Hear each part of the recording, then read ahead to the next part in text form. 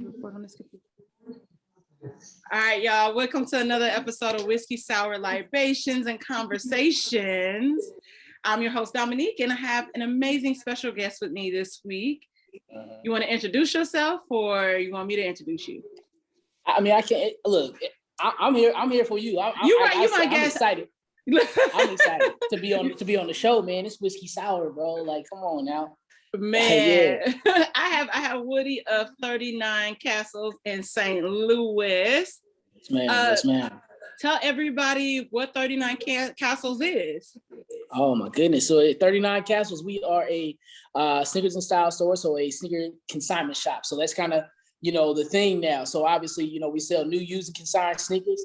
We also sell art here in St. Louis. We are the intersection of art, community, style, and obviously sneakers, and that's, it's based on where me and my brother grew up. So we grew up on the south side of St. Louis, 39th Street in Castleman, the Shaw neighborhood. Yes, sir. So that's where it came from, man. But all of us, we came together. We kind of put this thing together. A couple of my brothers, my partners. So you probably know some of them. Tristan Hill, a director. Actually, that's his movie. We leave it up in the back. The Fox's movie definitely was on Revolt TV. So yeah, he doing big things. Julian Harris and Edward Davis, man. So yeah, we just moving along, man. Like we made it through the tough part of COVID. We just here. So it's a blessing, man. So the community's really kind of held us down for a little bit. Listen, COVID ain't got shit on the life in St. Louis. Y'all made it in St. Louis. You know what I mean? Like, yeah, you're right.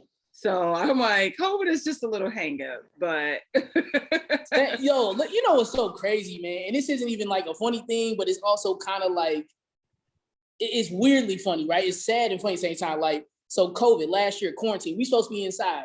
Right. St. Louis had the highest murder rate or homicide rate that we've had in like 20 some years. I'm like, yo. I mean, we always number like, one, what? But the numbers always, I just was like, what is niggas doing? Like, why are you so mad? I think that's the part of me, like I know I gotta make it because I want to be able to like give back and figure out shit for us, because I feel like we have this huge disadvantage. I grew up on the west side. So I'm right by like the Del Mar divide, and you really see no. Look, I remember like when there were no vacant houses on my block. Like when each house had a family, and we had elders on our block, and and now when I go, I'm like, man, I probably really need to stay in a hotel away from here, because this shit, like I'm cheap though. Like when it comes to certain stuff, like I'm like, if I'm going home, like I feel like I shouldn't have to buy, like rent a car or like stay in a hotel. But it's a certain level of comfort that I've acquired and that I am deserving of. And I also want to feel like I'm on vacation. So staying at my mama's house, I don't feel like I'm on vacation, because the nigga is screaming like every 5 minutes. I'm like, we have phones, call. What is it? What is it? I just, and I have PTSD from that. I was at my sister's house, right? And my sister, like my big sister lives in Arizona. And my little sister stays in Houston. And so we all just went to Phoenix. Don't do that shit in the summer. I forgot the reason why I don't do it. It's too fucking hot. But anyway, bro, like my sister like yelled up the steps, and I freaked out. Like I had a panic attack low key, because I was like I live alone. Like it's silence. Come on, man. You can't forget that. That's part of the essence, man, of growing up in a black household. Like, grow up in a black household. My mom would scream up the steps at 5 a.m. So it's different. I'm like, niggas asleep. What is it? What do you need to be yelling about at 5 a.m.? I'm traumatized. So that's it. I would never do that to my kids. But man, so it's like, so it's kind of hard to navigate. Like I'm supposed to low key be there. She don't think I'm coming, because I'm trying to figure out, like, am I gonna do this hotel? Nah, shoot, that's how it be, man, for real. Like, even, like, it's funny, like, St. Louis is it's such a weird place. It's almost like a time warp, right? Like, and it's a sad thing. Like, yeah, we joke about, because we can joke about it. We both St. Louis people, we love St. Louis, so we can joke about it. Like, it's really a time warp. Like, when you go, like, to the coast and go other places, like, and then you come back home, you like, God, dog, like, what is our holdup? Like, it's you know, at first, you know, we blame, hey, well, it's the government and conservative thinking. But now I'm starting to see that it's really not that. It's like people are afraid of that, that change. Like, you know, people come in the shop all the time and, you know, like, so we're a shop, you know, we'll carry the hype stuff, we'll carry the new release stuff, we'll carry that stuff. But for me, I like to treasure hunt. I like to find other things. And then talking to my brother who lives in LA, and then also Tristan who lives in LA. You know, I don't think I ever met Tristan, by the way. Like, we follow each other. He actually, I gotta hit Tristan up because he is buying a candle off of me and was like, hey, you need to restock Sandro Pay. I was like, it's already, I just have to update my inventory. Like, I made a whole bunch over the weekend, so I just have to change my inventory numbers. Yeah, he's a genius, man. He's working on a movie right now and stuff, doing some things. And, you know, it's crazy because, like, people just they tell me, like, they're like, yo, like, get into the cross trainers, Air Maxes, Vans, all those sort of things. He's like, they're like, that's what's in right now in LA. Like, trust me, like, get those now because it's about to get to St. Louis. People in St. Louis are not on it. They're like, nah, it's got to be Jordan. At first last year, it's got to be Jordan 1s. Now those same Jordan 1 people it's got to be Dunks. And I'm like, okay, y'all. So we really doing this thing. We're afraid to, like, be ourselves. Like, and that's what this store is about. Like, this store is a safe space. Like, if you know nothing about sneakers, it's cool. Come on in. We chatting it up. Like, that's what this part is about, bringing back the community aspect of sneaker culture. Like, the part that, you know, I grew up in, right? Like, and being able to discuss sneakers and not feel ashamed. Like, people come in like, yeah, you know, I'm not really a sneakerhead. I only wear Chucks. And I'm like, what's wrong with that? That's a sneaker. Like, don't think like sneakers is just Jordans or Yeezys. Like, it's more than that, y'all. Like, and enjoy being yourself. I think that the HypeBeast culture has taken it to that level. So you feel like, you know, the world, like, oh, if I just wear Chucks, I'm not like I don't have, you know, but I think that's why people maybe say that they don't fit into that category because of HypeBeast culture. I hate HypeBeast culture, by the way. It's sad, man. It's really sad. And I mean, obviously social media is helping. So HypeBeast has always been it. It's always been that it's always been a thing, but it's like now it's to the point where, you know, it's making people feel like shame and stuff. And I'm like, no, like, that's why you gotta have certain things that, like, like, there's no such thing as an ugly shoe to me. Like, every shoe I think has an ability to be loved by somebody, or every shoe, as I've said in an interview a couple months ago, every shoe that people think is ugly, it just hasn't gone through puberty yet. Meaning, like, it's gonna be dope in a couple months. Right now, it's hideous. Everybody thinks it's hideous, but I promise you, in a year or something, they'll be like, oh, this shoe is hard. When did she come out? Like, you know. Yeah, but you know, it's also about how you rock shit. So, for Adidas, every time I say Adidas now, I think of who threw that damn Adidas. But right. Okay, so Adidas came out with the 50th anniversary shoe that was designed by Beyonce or whatever, and it's kind of like a creeper, pointy toe, kind of different colors of white. And the box looks like a Prada box, by the way. So I entered the drawing just to see if I could get it. You know, of course I got it.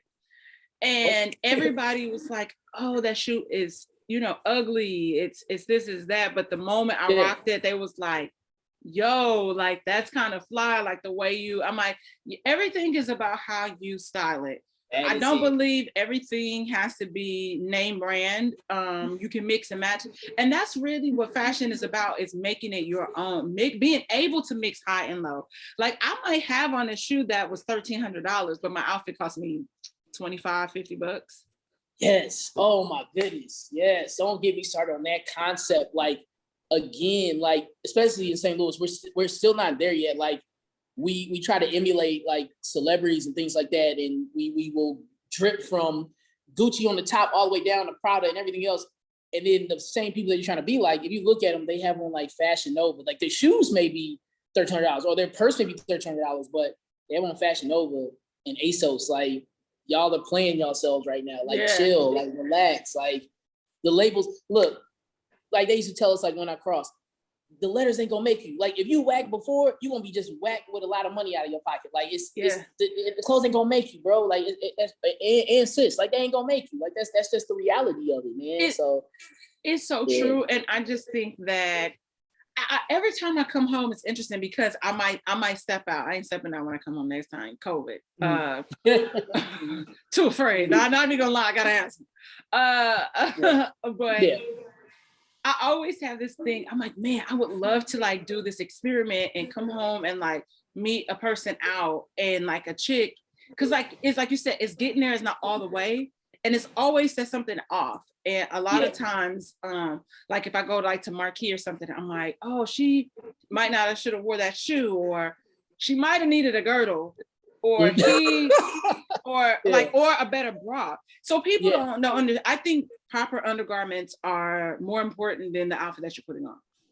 100%. And a lot of people don't know that. I've had a girdle since I was in 8th grade, for real. Like so, and like an old school girdle, like can't breathe, and it's like 2 sizes too small, and I put that thing on. I was like, whoo, don't drink nothing, don't have to go to the bathroom, because when you go to the bathroom, you're just like, okay, I don't even know how I'm gonna get this back at. I don't. But or like you mix like, oh, why did, like maybe if his jeans fit this kind of way or were a little tailored, or those are too skinny. So I always when COVID over, I'm gonna come back and I'm gonna try my experiment and see how I work on my would you let me style you for trade, like we can record it, because I think that would be a lot, because it's like it's almost always something off. And then like, and a lot of times like if you spent all of this money on this like hair and these shoes and all that, I'm like, you want to be sucked and tugged, bitch. Like I am just, we gonna figure this out. Have you ever noticed? So this is kind of interesting, because like, especially because you understand both cultures. So when I was living in LA, I guess this was almost 9 years ago. So like, because I met you. Yeah, because I lived in LA 2011, 2012, and like it was interesting because when I would go out, it always seemed like people didn't try and it just worked, right? Like, not saying that they didn't look cool or cute. It just, they didn't try. They just was like, all right, we're going out. Cool. Let's go and just do something. Maybe just kind of throwing whatever and keep it moving. Whereas like that same thing that you were just kind of talking about, like here and a lot in the Midwest. So it's not just St. Louis. So we're not bashing St. Louis. So it is what it is. Yeah, just anywhere. Like it's really odd. Like people try and still miss. And I'm like, y'all, like relax. Like you don't have to like match everything to everything. Like that's really weird. Like it's actually kind of whack. Like it was this weird, but I would say 2008-ish when I started working at Baker's in St. Louis. And I would say that like there was this weird space of like, oh, everything had to match. So the shoes matched with the handbag, which with like the earrings and all this stuff. And I look back, I was like, what the fuck were we thinking? Like this was not like, this was not dope. Like what is it? Yeah. I mean, it's funny, man. Style is so tricky and it's so cyclical. And the more that people, I think, will get to that, and that's something that I'm honestly still learning even at this point. So I can't even talk like, oh yeah, I'm just like the most stylish cat ever. Like I really, like I tell people, I know sneakers like how a scientist studies biology and chemistry. Like that's how I know it. Like that's how I studied the trends since I was like 14. I've been collecting since I was 14. So like I study the trends, the colors, the cuts, the stories, like all these different things. And so I know that I'm learning the style part of this, of everything. Right. Like, so, and it's really been an interesting learning kind of curve with this thing, but it's still odd. Like, so the more people that come in, even people from out of town, I'm always like looking, I'm like, okay, so you want this shoe. All right, bet. And I always ask like, yo, so what's the fit? What's the occasion? What's the thing? And it's always odd because it's always like, well, I want to match this shirt here. And I'm like, that color is like, you don't need to match that color. Like, don't try to match that color. Like, go completely opposite of that and watch it pop even more. Like, you got to decide what part of your outfit do you want to talk for that day. That's what I've really kind of learned. Like, do you want your shoes to talk today? Do you want your shirt to talk today? And people want everything to be talking. And I'm like, that just creates a clutter. Like, you can't have everybody talking. Like, it's just how you can't have everybody talking. It's chaos. And people think that chaos works when it comes to outfits. Odell Beckham had on an outfit during playoff season. I feel like you already know what I'm talking about, but it was just like he had on something. Oh my God, I'm gonna pull it up and I'm gonna show y'all, just because it was just that chaotic, and I just was like, who told you that this worked? And it was just like, it was so bad, and I'm just like, yeah, oh, here it is right here. If you see, it's like so chaotic, and it was like another outfit too. And I'm like, yo, bro, like, you can dress. Like, why did you do this? Like, and I think the thing is that people, like I said, fashion should be effortless. Mm-hmm.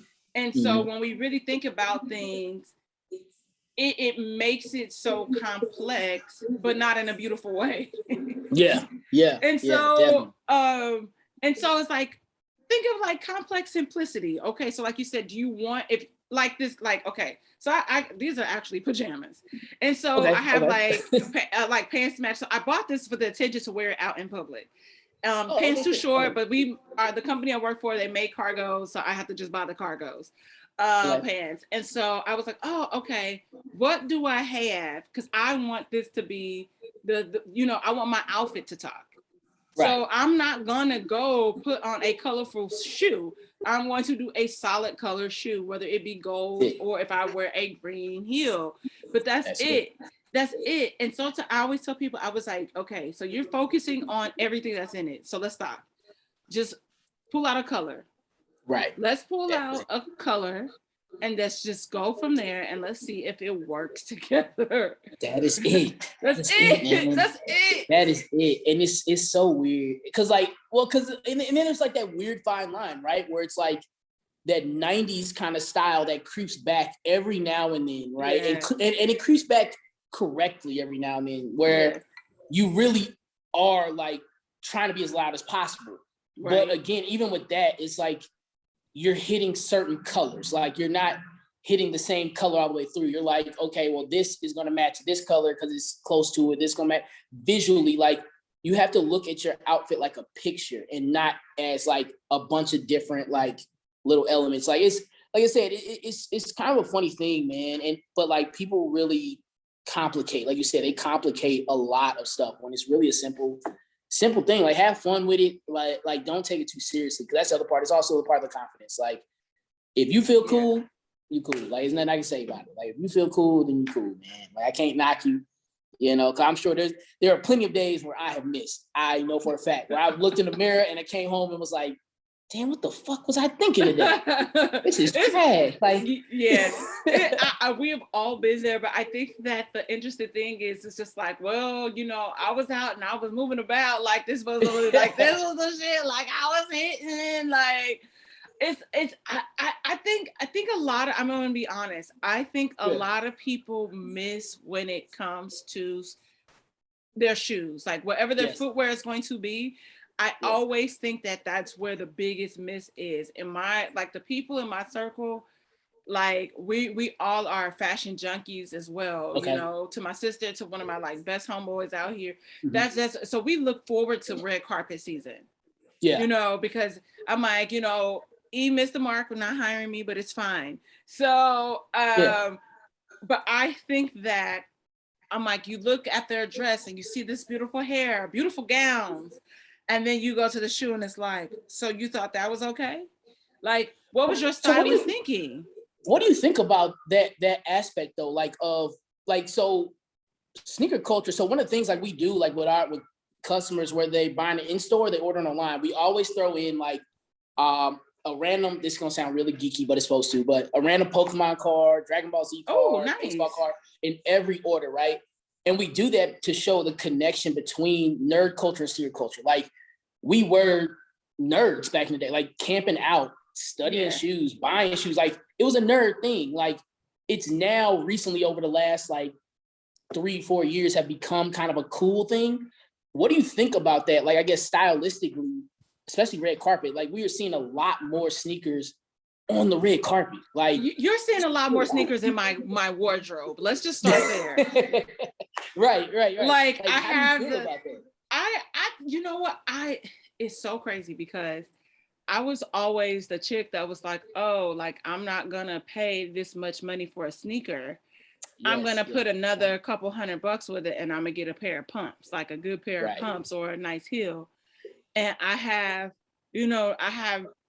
a huge Sakai fan. Huge. And I have the Sakai, it's like the red, blue, yellow, with the silver, with the double tongue. That's a good $600-$700 shoe right there, boy. That's definitely all right. Yeah, so I have that one. Nice. And then so I've tried to like score big. I have, I'll get some stuff. I might score every now and then on the sneakers app, but like everything has for the most part been resale, which pains my soul because I know it only costs like 12 cents to make. Yeah. But if it's certain stuff, like, I really try. But I am, to me, I'll tell you one thing. I feel like I said, like I miss the days of where you could kind of just go in and kind of get something, because like a Sakai back in the day, it might not have been like a HypeBeast shoe. Like it might not have been something that was like so sought after, and you might have been able to go in and just get it. Jordans have always been kind of tough, but I think that, like at least from my experience and living out here and seeing like crazy things happen, and I'm just like, who knew? But I will say this, I think that when done right, it's freaking fly. And if you get the right person in it, because everything we know, again, confidence. Yeah. But I love like, like a nice tailored suit, and you look down and the nigga got on a sneaker. Like it's sexy.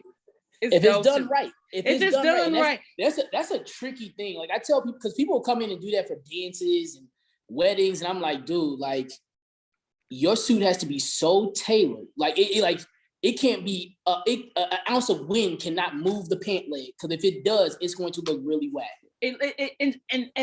But see, can we talk about that for a second? People needing a great tailor.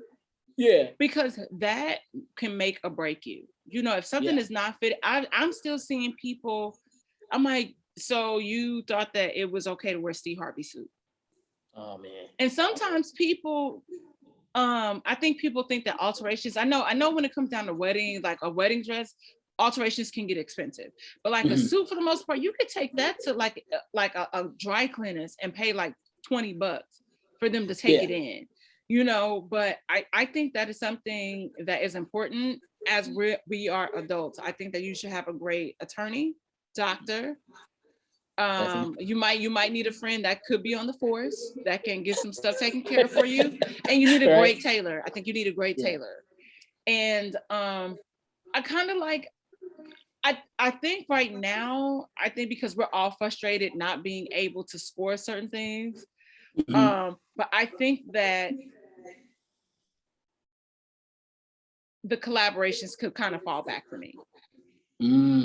I like, okay. I like where you're going with that. I think that a lot of that is overdone. I like when things are sporadic, and that makes it more fun, but it's just like, dog, like this is like the 5th Travis Scott shoe that we're gonna get. Is it really different from the last sneaker that we not gonna get because the fucking app is gonna be filled up with fucking bots?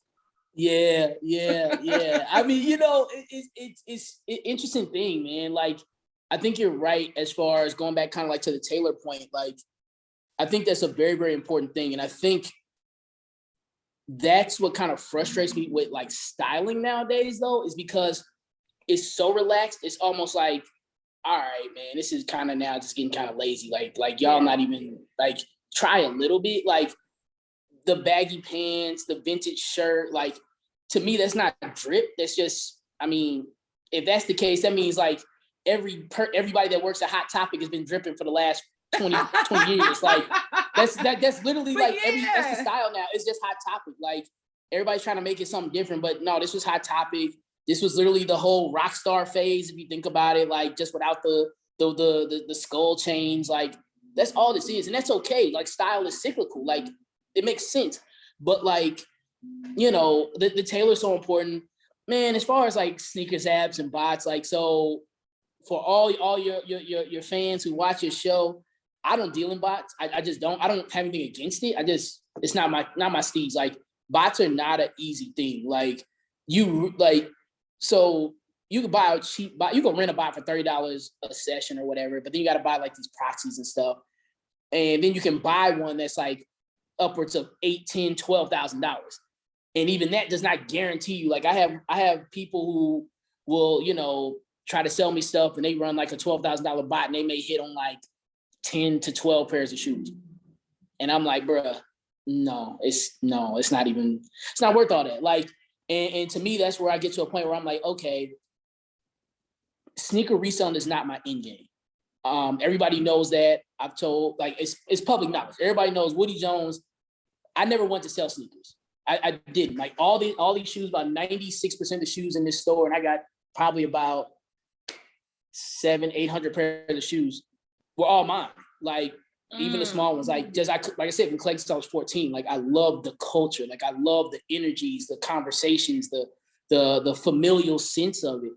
And the only reason I started selling was because I got to a point where collecting wasn't fun, because I was seeing like kids who were living in, you know, my grandmother's neighborhood over in Ashland, you know, in North City and all these things, that would see my shoes and be like, dang, like, I wish I could get that. And they didn't have access to internet and bots and apps and all these things. And I was like, okay, it's time to provide some access and accessibility to people in our community. Like, I'm tired of seeing white people and Asians, like, all the faces in sneaker culture the big faces are white, Asian, and Hispanic, and Middle East or whatnot.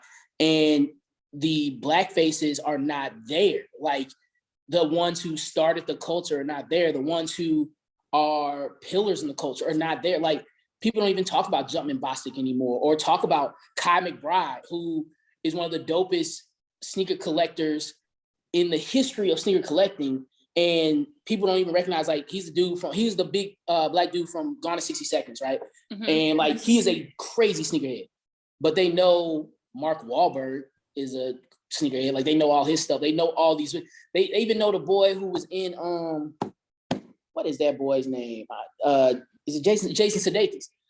People know him as a sneakerhead. Like, that's crazy. Like, to me, like, I'm like, bro, like, how did cultural appropriation hit into a culture that really did not know appropriation? Like, sneaker culture is for everybody, but y'all appropriated this thing? Like, how? Like, I mean, but they appropriate everything. Like, let's just be clear. That's you know, when we think about, because we think when we really think about trend-setting things that move the entire existence on this planet, it starts with us. And you can't tell me otherwise. And like, when we look, like, a lot of the trends that happen, like, I think it's always, I used to always think that it was dope if you got like a compliment from like an Asian person. And then I realized, like, so I was in Paris one year, and that sounds so bougie. Like, I know it was a light flex. It was a nice. It was a little, but I wasn't in Paris like living. Like, I was in Paris, like, this was a few years ago. We went with my big sister, like, randomly, right? And so we're like at Versailles, and like, this Asian chick was like on me, like, they was on my coat, like, period, because I had a vintage coat that I took out of my mom's closet, right? And so like, the Parisians were on it because they were like, yo, like, people don't make coats like this anymore. Where'd you get this coat? Like, we can like tell just how it was like sewn, like, it has multiple pieces of fabric, and normally they just use one, all this shit, right? So that was like really dope to me. But then in hindsight, I was like, yo, like, all this shit comes from us. Like, their culture, like, they look to the streets and they look to the hood because we set the trends. But I think that, like, we're realizing that now, like, and recognizing that, and like standing in that, like, yeah, that's cool, because look at how like Gucci did Dapper Dan. Oh my God. You know, with that knockoff of that puff, like, you know, leather jacket back in the day, and then they got called out for it. So it was like, oh yeah, we have been trying to get in contact with him. This is how we got his attention. And so then you have this whole collaboration that's now happening. Yeah, and that whole collaboration, like, I'm sorry, I was a person that I didn't really applaud that. Like, even when I listened to the Breakfast Club interview, I didn't really applaud it. Like, I was like, all right, cool. Like, all right, my man's getting his flowers now. But like, I was like, bro, your name is so strong. Like, I'm a person that I always believe that if somebody wants to collab with you, that means that they trying to like, that means they know how strong you are. Like, and especially in that position, like, bro, if Dapper Dan came out with his own line, it would go just out of pure respect. Like, and I think sometimes like Black celebrities in this day and age don't understand their power. They always put it on us, the consumer. They always put it on us as the Black community as a whole. And that really frustrates me sometimes when they're like, hey, we need to start building our own and doing our own and doing this. Well, brothers and sisters, we doing that. Like, y'all not supporting us. Y'all still buying the Gucci and all this and pretty much hyping that up. And that's fine. That's your prerogative. Spend your money how you spend it. But there's a sister over here who's doing stuff that's even doper than Gucci. Like, buy her stuff and wear her stuff. And I guarantee you, them white celebrities, they're gonna follow you. Like you said, we trendsetters. Like, and until our Black celebrities and Black influencers start getting that, it's never gonna happen. Like, you think about how many Fashion Novas that we had in our community before Fashion Nova. Like, we used to laugh at that stuff. Like, we used to be like, man, I ain't buying nothing from out the corner over here. Like, nah, that's literally all Fashion Nova is, y'all. Like, it's literally the corner store. Like, it's and it's funny to me, like, on that level. And that's what I'm saying. Like, and that's what, again, the reason why I opened the store. I didn't like that these faces that didn't look like me were literally reselling for high dollar to people that look like me and telling people look like me what's cool and what's not. And I'm like, bro, like, you basically use mommy and daddy's credit card to do all this stuff, and then you're gonna tell me what's cool. You not even going into the community. You don't even know what we're wearing. You don't even know what we're doing. And like, people are following that. And it's like I said, it's really frustrating. But you know, that's one of those things that, like, again, as a store, as a team, we're trying to combat that bit by bit, because we want people to be able to be themselves, like what you like, love what you love, and be comfortable in that. And don't worry about what other people have to say. Like, who cares? Like, you know, I keep looking because, like, I don't know if you saw, this is so random. So like, I have this, so you haven't seen, so I have this huge window. So we're at 1115 Pine Street. I have this huge like window here. It's almost like Good Morning America right here, right? And I don't know if you've seen lately the brother who got into it with Soulja Boy. Yeah. So it's mad random. He's from St. Louis. Like, go figure, right? He's from St. Louis. So shout out to him. Wait. Who got into it with Soulja Boy from St. Louis?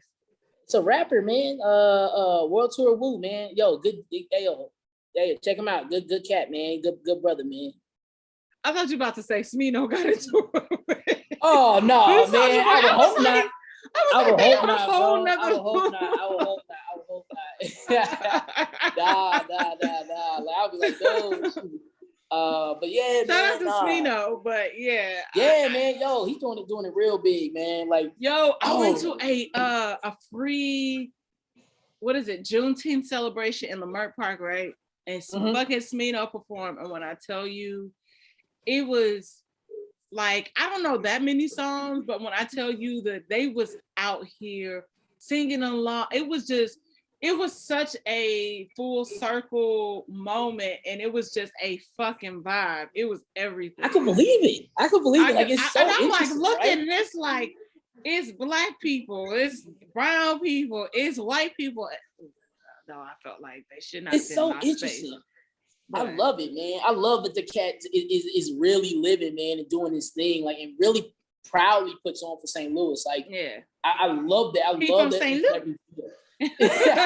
I love when celebrities do that, because it gives me energy, man. Like, I don't think you understand, like, that gives energy, man. Celebrities do that, like, you know, like, remember when Nelly was doing that proudly, like, yo, we was in it. Everybody was Nelly cut. Like, that's why I always tell people who are not from here, I'm like, if you somebody's cousin, yo, like, if you say somebody your cousin, that means, hey, yo, you made it. Like, if you somebody's cousin, you made it.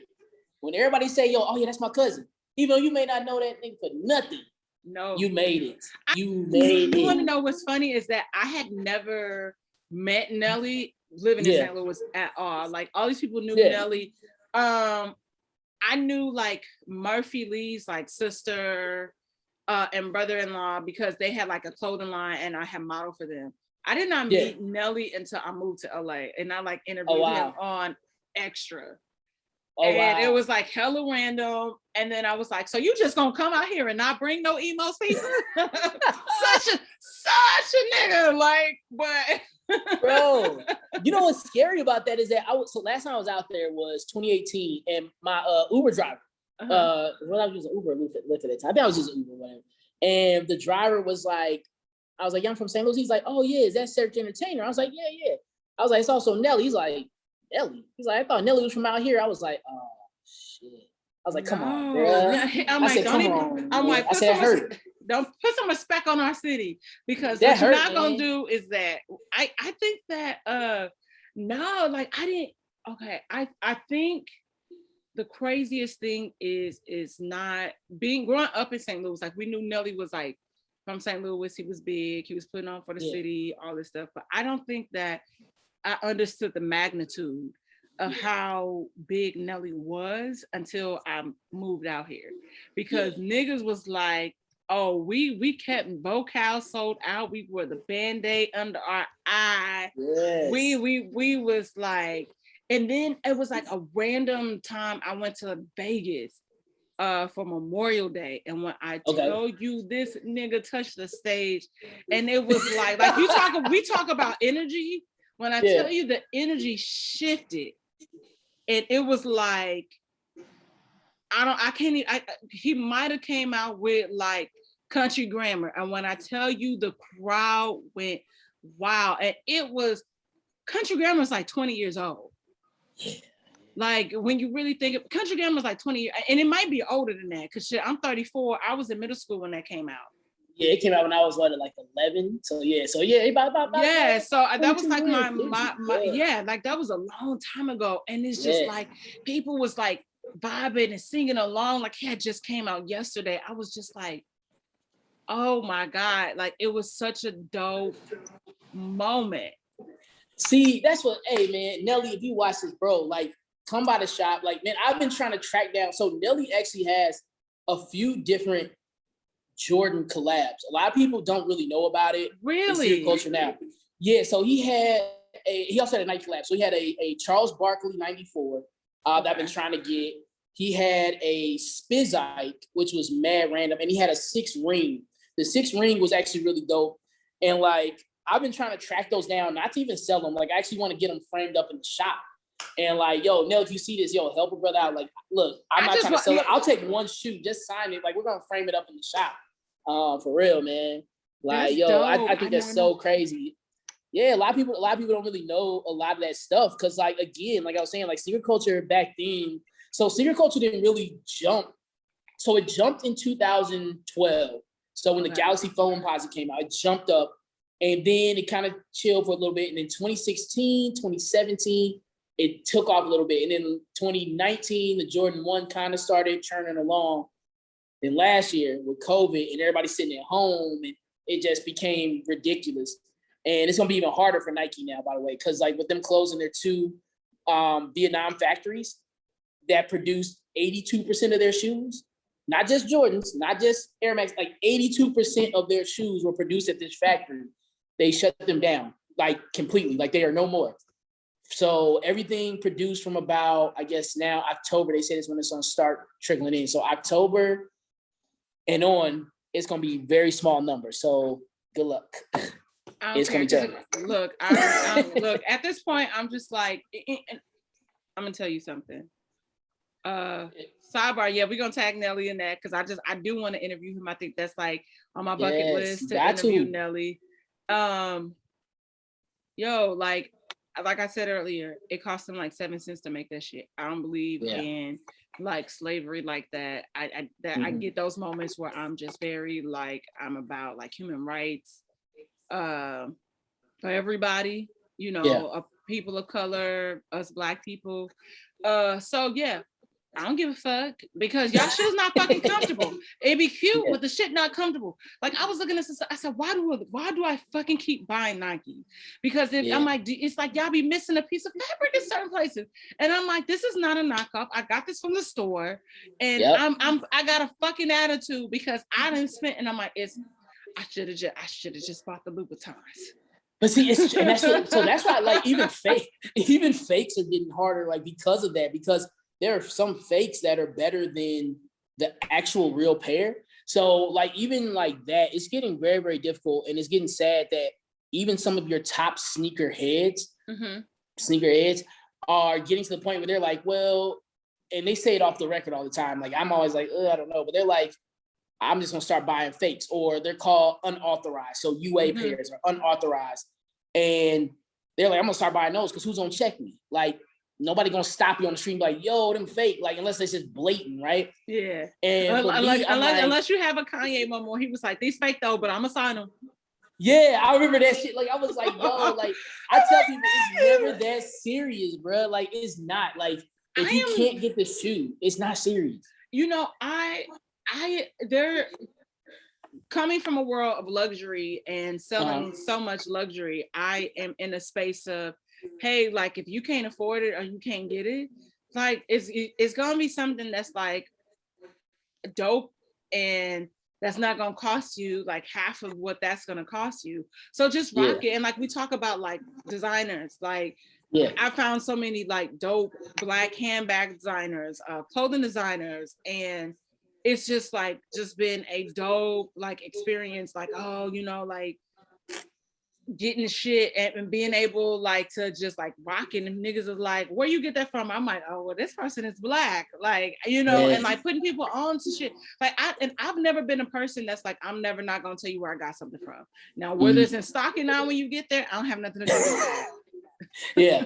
Hey, no, it is so. That's what we do, man. As a people, we do that a lot. It's actually kind of funny to me. Like, we definitely do that where we'll be like, yeah, like, you know, I don't want nobody to know where I got it from because, you know, I gotta have the exclusive. Yeah. I don't care about stuff like I do not care about stuff like that. And like, don't lie and tell me you don't know where you got it from. I might have something on, and I'm like, shit, like I didn't realize what I put on today. And then I'm like, oh, just look in the tag and see what it is. It's like, I don't care. And I tell people that I was like, I don't care. And I'm like, shit, I want the whole fucking world to be fly.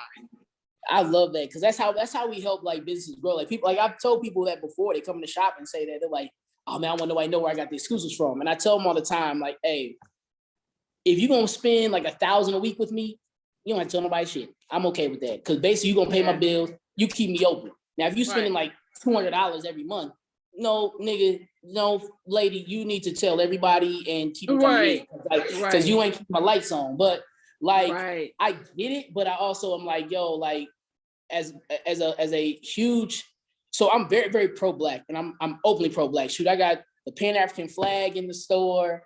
Like my interns, like I have a white intern down. Wait, nigga, like, you got interns? I'm trying to get on your level. Let them interns like, come pour these candles for me, man. Because I try to. So this store, like I told you, is a community-based store, man. Like so. You know, we collect shoes for the unhoused. We give a shoe away. So school year is about to start. So if you know anybody who's watching, if you know a middle schooler or a high schooler, send in their name. Where we give shoes away to 34-year-olds. I need that ambush sneaker that I saw on your story, because I woke up early to get in the queue and they said, your submission was not selected. I'm like, dog, I'm never gonna get an ambush sneaker, my nigga. Like, what the fuck? Hey, that had nothing to do with me. That's not on me. I'm talking about like my shop. We giving it away. You send a name and we put the raffle in and we giving away brand new shoes, man, once a month. To a random middle schooler or high schooler. We doing the thing. And then we have interns.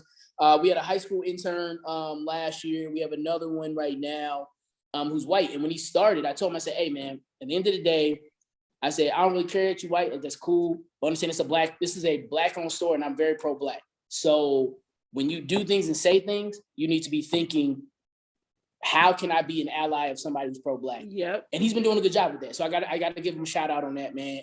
Because like, it's unapologetically Black in here. And with that being said, like I said, it goes back to even the other part of this thing is, how do we get our people to understand and be comfortable with helping other Black businesses grow? Like, I don't like the whole like narrative of, hey, Black people in St. Louis don't support Black people. No, we do. We just don't take it that extra step, which is, I'm supporting you, but let me tell everybody, yo, support this person. Let me tag them. Like, I'll tag Beyonce. Like, I've sold like Ivy Park stuff in here. I don't anymore because it's a headache. It's really a headache. And I know you're an Ivy Park fan, but it's a headache, bro. And I'll tell you about that later. But like, you'll tag Ivy Park, you'll tag Beyonce, but you won't tag the store that you got it at. Like, yeah. What the heck? But people don't understand how simple that is. Like how easy it is just to repost. Because like if I see something over on your page, I'll repost it. Yeah, like exactly. it don't hurt, because it doesn't take nothing but a second to just hit share to my story. And we appreciate, trust me, small businesses, black, white, indifferent, we appreciate that more. Like we are going to accept that shout out, repost that shout out, do whatever. Y'all, Beyonce ain't reposting you. No disrespect. Like if she does, thumbs up. Ivy Park repost you. If they do, shout out. Most likely because when I tell you my Ivy Park shoot was dope, and the motherfuckers, it was. I remember. And nobody felt, and them niggas didn't, and they reposted the most basic shit. You know who ain't bought nothing from the last drop? Me. You know who want to buy something from this latest rodeo drop? Me, but I might not because them niggas, I'm like, listen, if I take my ass up here to Griffin Park or out to Malibu and get my black ass on a fucking horse, bitch, you better fucking repost me. Yeah. Hey, I ain't go front, man. I see that. I was like, damn, Dominique got everything. She had the green one, the purple one. I was like, damn, you got every piece. Yo, this last one was mad lazy, bro. Like that orange joint. What was it? Like the. It was late. I wonder if COVID really delayed like a lot of the drops because it was off. It was off.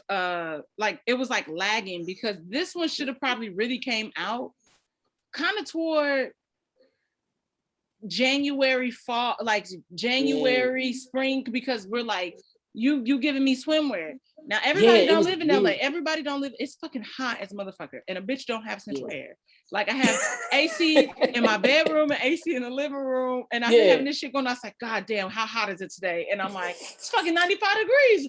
I'm on the second floor. This heat is rising. But I'm like, oh shit, you know. So it's just a whole thing. But I think that a lot of the drops was lagging behind because even the drop before this one. The icy park, all of that shit. I'm like, yo, like who was wearing if we get in spring, who was wearing sweats? Right. So I think COVID kind of threw off the drops, but I didn't want nothing from that. But nigga, this rodeo shit. Hey, the rodeo joint kind of go. I was that like, rodeo shit, and I'm like, that mother. Yeah, I don't know what I'm gonna do. Try to dabble. I may have to try to dabble in that one, man. There's a couple, like this was a cool drop. Like this one was real cool, man. Yeah, I think this is my favorite drop, so I'm gonna have to get something. I need y'all niggas to come and buy some candles so I can buy some Ivy Park, okay? Everybody that's watching and listening, come through, get a candle so y'all can support my habit, my terrible habit. But see, and that's those collabs, like, so going back to kind of like your collabs statement, like I appreciate the collab statement. You're right. Like I think sometimes collabs are beat to a pulp, but then there's other times when it's like fresh, it's new, it changes some things up. And like, I think a lot of manufacturers, a lot of companies are now relying on that, thinking that they need that to sell their product. But I don't think they understand that 2020 has changed everything. Like it really changed everything where everything is going to sell out, doesn't matter what it is. Yeah. And nothing's going to sit on the shelf. So it's really odd thing right now. I will say this. Things will sell out, but I will say if you know you have to reach to certain people to sell those things out, then it's time for you to look at who is on your design team and what's happening. Right. Because if you have to get approval or have somebody tell you, oh, this needs to go here or that means you don't have, again, people that look like us. Enough. And we all talk about the things that happened last year with George Floyd and all the things that happened. And everybody wanting to do inclusive, being inclusive. And because I'm drunk, I can't say that word right now. You good. But we in hindsight, a lot of people really aren't doing a good job of like being inclusive. And I see it time and time again. Like I work for a luxury company. Yeah. I'm like, I think I'm the only Black person. I work in operations. Wow. Now I can't really like design like that, but I could pull a Raf Simons and or Virgil Abloh, because he can't really sketch, but I can make a vision board and tell you what the fuck it's supposed to look like, and that you pull from, because that's what they do. So I think that's the thing. Is just like, okay, hey, you looking to us to sell your shit out and to make you billions of dollars. Okay, well then pull people in that look like us, that we can really, we can make you, some money. And give us a stake in the fucking company too, because I just don't want. I don't want to just be on payroll. I want to have a piece of your company. And see, and that's the I think the weird thing that we're starting to see nowadays, where it's starting to get a little confusing for those of us who again are pro-Black, who are pro-Black business, pro-Black creators, all the subsects of being pro-Black, right? Because you have like Telfair, right? And them doing collabs with Converse and with White Castles and with all these things. And it's like, all right, cool. And then you have, the Pyre Moss brand that they collab with Reebok. And now he is, I think, the creative director of Reebok. And I'm like, that's cool. But they did exactly what I was saying earlier, where it's like, they know how strong you are. So why not keep you under my umbrella where I can hold on to you and kind of make sure you're doing right. That's why, like, I support this brother, Devlin Carter, man, Side Collective. Like, I buy a lot of Side Collective stuff. Super dope brand. This dude is just a genius with his sneakers are comfortable. His women's shoes are super dope. His apparel is dope. He's actually doing a pop-up here in St. Louis. Nice. One of the stores here. Yeah, and then he's going to do the after party is actually here at the shop. That's August 28th. Just literally a few days too late. I get there on the fucking 2nd, man. It's gonna be lit, man. It's gonna be crazy. But this brother can design. So if you follow him, or if you even have a chance to interview him, like, this brother is a genius. What's his name? Devlin Carter, Saya_collective on Instagram. Is like I said, his stuff is crazy, and he releases his own stuff. He sells his own stuff. He doesn't really collab with companies and things like that. Like, he does his own thing. Okay. And you have those two opposite ends of the spectrum, right? Like, so it's like, which is the best move for our community? Like, how do we regain the power and recontrol the power within the fashion industry? Because if you notice, every time we turn around, it's an Asian brand or some Asian company that has taken our style from our communities and basically made it the go-to. Like Ambush. Ambush is mad Asian. Their models are all Asian, but yet their style is all us. Like, where would they learn how to walk like that and dress like that's us, y'all? Like, it's so odd. I mean, there are, but then it's always like people telling us that we're reaching. You know what I mean? Because when I saw the bulletproof vest, I was like, damn, that's fucking G-Unit. But the sneakers are fucking fire, and I want the. Oh no, the sneakers is dope, bro. Fucking sneakers, shop, man. No, okay. How much you smell them for in the shop? I mean, it just depends on the color. The black and whites, you looking about 700. The neon, with the neon. Neon was like, I'm doing like 270. Okay, that's not too bad. I might be able to. I can swing that. That's a little. That's normal. It ain't too bad. Okay. The pink ones. What's funny is the pink ones are actually my least favorite, and apparently those were supposed to be the more rare pairs. But the pink ones was it didn't capture, like, you couldn't see the details of the shoe because it was monochromatic. It was really. It just wasn't it. Like, it wasn't it for me. Like, I thought it was really kind of they cheated the shoe on that one. They cheated the shoe a lot because the leather is amazing. Leather best. Okay, so I might. Okay, we gonna talk offline. I might be able to set up a payment plan with you, but I may need them neon. Y'all got payment plans? Girl, my rent is expensive out here. We actually do. For real? Oh yeah, you got those neon. What size you got those neon greens for? We got a couple of them right now. I got the 12. I got also a size 9 coming in, and then I'm looking over. I'm trying to look at the box. Yeah, I got a size 9 that's coming in, and then I also have a size 10 coming in. Damn, so I need I'm a 10 in women, so I need like an 8, 8.5. You probably wear a 9 in that one though, because like the way it's cut. Okay. Because so I have a 10.5, and I wear an 11. So okay. I be telling people that about man. You just gotta know. So. You got it's based on the shoe. Like I said, I studied this stuff like a science. So for example, like there are people that'll come in and they'll be like, yeah, I wear this shoe, or wear this size. I can only wear this size. I'm like, okay, what shoe you want? They choose a shoe, and I'm like, you can go a half size down because if the leather's really good, you can go a half size down because the leather will move and it will stretch. But then there's certain shoes that have really bad leather or not even bad. It's a solid leather. Yes, shoe size is what it is. Like it's not gonna change. So if anything, it's gonna get bigger. So, but yeah, good leather will kind of form around your foot after a while. Like it's actually kind of interesting. Yeah, I'm telling you. But I tell when I try to explain the concept of a good denim, everybody should have a good pair of denim jeans. Yeah. Yeah. Because those jeans will do that as well. But a good, like shoe, good leather will stretch. It will do what it needs to do. And 100%. And then people always sometimes like, you just paying for a name. I'm like, but there's some shoes that you like Alaya, you see the quality. A good Alaya, and they comfortable. So if you spent $1,200 on a shoe, I'm like, that shoe is gonna last you a lifetime if you take care of it, Oh yeah, that's all of like, and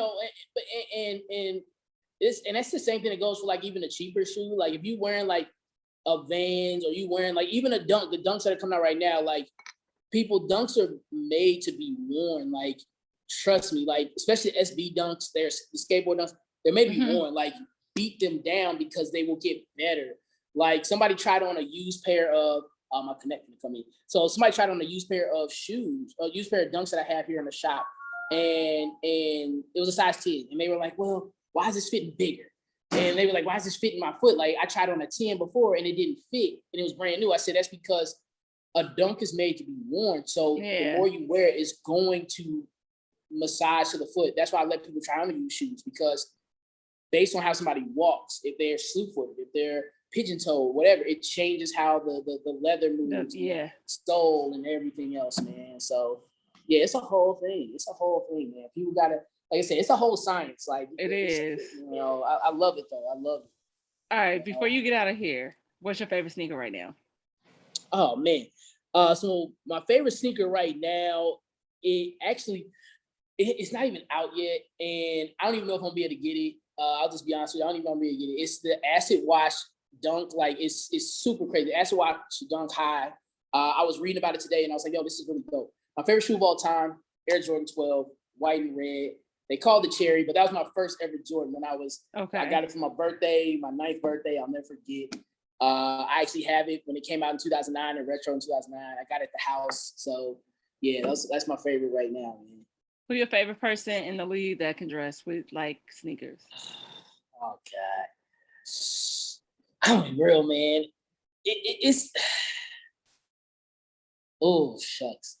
I mean, I'm a Chris Paul fan, diehard Chris Paul fan. I think Chris Paul, his style matches my style. I support Short Brothers. Short Brothers United, man. We out here, man. Let's go. Because low key, I'm taller than Chris Paul. No lie. Dude, ayo. It's a lot of people. It's a lot of people out here that be short, and I'm like, I remember when I met like Eric Bledsoe, and he said he played for the Clippers. I was like, nigga, I'm taller than you.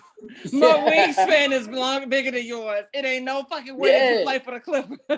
I think Chris Paul style rocks for me. Like, I mean, there's that fine line right now that we're starting to see with celebrities and with regular people, which is, do you really have style or do you have money? Yeah. Right? Yeah. Like, to me, the Migos don't really have style, but they have money. So they figure it out, right?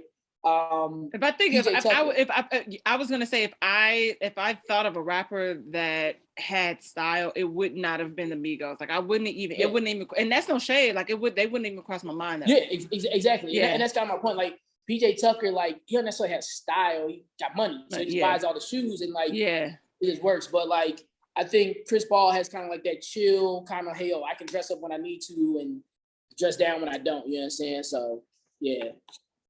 All right. Well, thank you so much. And tell everybody where they can find you on social and say the address to your store. And I'm gonna pull up on you. I might come up with a camera crew so we can try some sneakers on. That'd be so much fucking fun, man. Let's do it. Yeah, man. 39 Castles, Sneakers and Style. You can find us on Instagram at 39 Castles, just like it sounds, at 39 Castles. Definitely follow us. Check us out. We're always posting new stuff every day. You can find us at 1115 Pine Street, downtown St. Louis. We're right next to SLU Law School, man. So yeah, we're right in downtown St. Louis. We always here to support the community. If you have anything that you're trying to give away, we do collect for the unhoused. So please definitely continue to do that. We got a couple of big projects coming up, so stay tuned. It's gonna be really, really dope. That's gonna support one of the all-girls schools here in St. Louis that will be getting announced. Actually, it's funny. I have a meeting in the morning about it, so it's gonna be really crazy. Nice. So everybody keep an eye on that. It's gonna be really dope. All right, y'all, support the candles. Y'all know where to get them. I'm gonna update my inventory because y'all niggas is hounding me about Saint Tropez. Woody don't know, but when I pull up in St. Louis, I'm gonna pull up with a whole bunch of candles and do a pop-up at his shop. You can. No, we do pop-ups, and we got a back patio. So the back patio is actually laid out. I'm actually in the process of actually building this thing out. So that's what I was doing the last few days. So it's gonna be crazy. So it's definitely an event space. So yeah, let me know, man. And yeah, we may have to collab on a candle, man, for the other brand that we got coming that will be announced. I would love that. My shit is fire. My shit is fire. Right. And I'm not just talking. At first I did a private label, and then I was like, I don't like this. And I got my ass in the kitchen and learned how to do all of that shit by hand. So I hand pour that I'll shit. tell you this. The big test is, can your candle blast out the Uncle Doodoo smell? You know, the Uncle Doodoo smell is the worst smell in the world. If it can kill that, you got the bombest candle out here. Everybody not the Uncle Doodoo. I think you need some poopery for that. But everybody know that smell though. Thank God I have not had to. I have not had to smell that, and spray that Lysol and it mixes. It's that smell when it. And I don't know why them niggas never open a fucking window. There's a window right there, my guy. Why open it and then go and don't? And there'd be candles in there. It's a whole process, and people don't understand the concept of flushing as you go in. And I might just gotta do that. Yeah, oh my God, yo, the first drop, flush. It's cool. Yeah. You probably, and after a shit like that, you probably really low key need to get in the shower. So it ain't, if you mad if you get a little water splash on you, my nigga, that ain't got shit to do with me. But whoo, child. See, that's why when I get married, I'm gonna need 2 bathrooms. There you go. All right, we're gonna catch up with you later. Hey, that's love. Thank you so much. I appreciate you having me on, man. Whiskey Sour, shout out, man. Hey, gotta watch, man. Love it. All right, bye. Take care.